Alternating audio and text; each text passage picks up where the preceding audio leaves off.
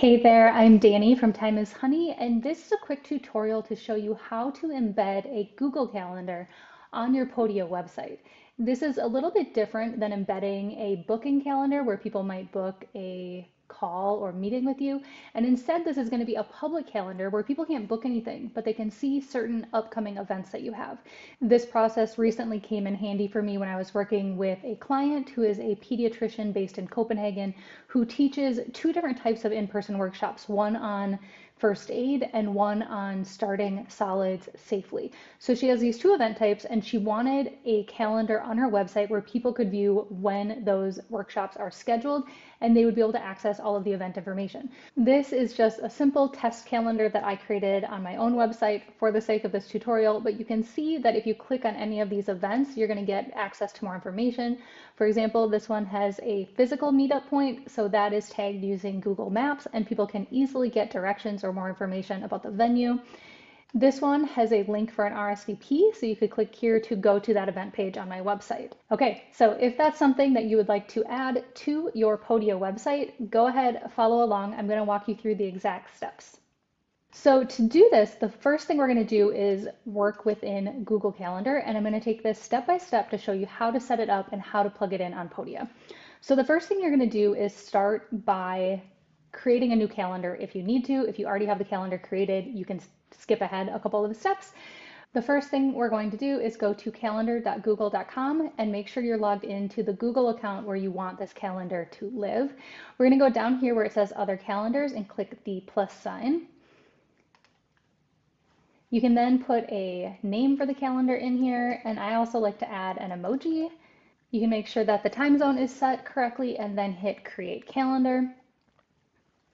It might take a couple of seconds, but then once the calendar is created, you should see it display in this list over on the left.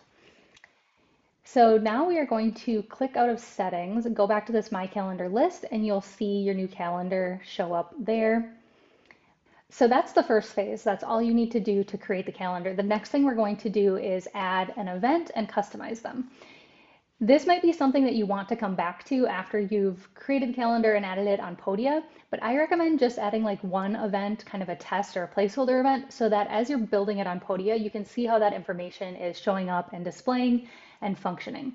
So for example, let's go ahead and create an event called we'll just do like my monthly review day event, which is an event I host every month. If the event is online, you can add Google Meet video conferencing, which I'll go ahead and do because we meet online on the first Monday of every month. So I'll go ahead and set that for March, the first Monday. It is not an all-day event, so I will go ahead and adjust the time from 9 to 10:30. Now, this is an event I host every single month, so I could go ahead and click on repeat and have this repeat monthly on the first Monday. It has the Google Meet there. If this was a physical in-person event, I could click here and add the address and location on Google Maps so that it's super easy for people to find the location and get directions. You can also add a description here, so I could say RSVP for this event here. And then you can hyperlink by selecting the text, clicking the link, and then adding in whatever link you need it to go to, whether that is another page on your Podia website or elsewhere on the internet. Now I'm going to hit save, and you'll see it show up here. It's going to be on the first Monday of every month. And if I click on it, you can see it has the Google Meet link, the RSVP information, everything that people need.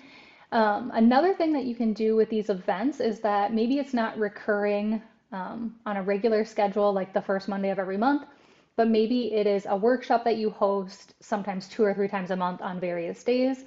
Instead of recreating this event every time you need to add it to your calendar, you can just click on this, click these 3 dots, and hit duplicate. And then you can just select that other date that it's going to be on. So I'll host it on the 12th and the 2nd. So now it's automatically added across there. So that is the next phase. That's how you're going to set up and customize your events that will display on this calendar. Again, this is a step that you can skip for right now. You can obviously also add these events as they're created or needed, but try to set up just a couple as tests for right now. All right, third phase is going to be adjusting the settings in Google Calendar and grabbing the public link, which we need to plug into Podia. So to do that, you're going to once again find your calendar over on this list on the left, hover over it till these three dots show up, and then click on them and select Settings and Sharing. This is also where you can customize the calendar color if you want. First, we're going to go to Access Permissions for Events and click on it. And what we want to do here is make sure that Make Available to the Public is checked. It's going to give you a little warning, click OK. And then I adjust it to see all event details. That's what's going to allow people to be able to see the start time, the physical location, the video conferencing information, RSVP links, all of that. So see all event details, make available to the public, clicked here. And then over on the left again, you're going to click Integrate Calendar. And what we want to grab here is this public URL to this calendar. So we just want to click, select all, and copy. This is the link that we'll need to plug in to Podia. Okay, next phase, which is sort of the fourth phase of the process, is going to take place inside the Podia editor. Hopefully you're running your website on Podia. If not, reach out to me for a free 20-minute discovery call to hear more about it. It's the #1 tool that I recommend for online businesses. What you're going to do is log in, and then from the menu on the left, click on Website, and then it'll show you a list of all of the pages that currently exist on your website. This might be in the 80s like mine, or you might have 5 or 6 depending on how big your site is and how many products and services you offer. What we want to do is click on the new page up here, and that is going to automatically create a new page on your website. When you click on that new page button, it's going to automatically create the new page and open it up for you. So this is roughly what you're going to see next. It's going to have a default section already plugged in that has an image kind of placeholder on the left and some text on the right. Now we need to adjust this, but before we do that, I want to make sure that you name the page and adjust the page URL or slug. So to do that, we're going to go up here in the left corner and click where it says New Page. Again, it's going to bring up the list of all of the pages that exist on your website, so you just need to go down through these until you find that new page. Click on the gear icon to the right of it, and then here's where you can add a page title. So I'm just going to call mine Calendar. Now the URL section down here by default should kind of plug in a long string of letters and numbers so that your page has like a unique identifier. I would recommend deleting that and then just putting whatever you have for the page title as your URL. Now that those two things are adjusted, we're ready to actually customize the page. So what we're going to do is hover over this default area that it plugged in for us, and then click on the plus sign that appears kind of up at the top center. On the menu that appears over on the left, we're going to click on Text, and then choose that top option that it provides you, and it's going to plug in another kind of default template. Now we can go ahead and delete this one because we're not going to need it. So you can just kind of hover over it and then click the trash icon. If for some reason you want to keep it and utilize it, you can do that as well. Now it's time to customize this one. So we're going to hover over and click in it, and it's going to open up the editing panel over on the left. You can delete these if you don't want them there, you just want the calendar, or you can add some titles. Okay, I've plugged in just some quick placeholder text here. You can put whatever you want, or you can leave these blank. The part that we want to focus on is this larger text box area here. It's going to have a bunch of placeholder text plugged in, so just select it and delete.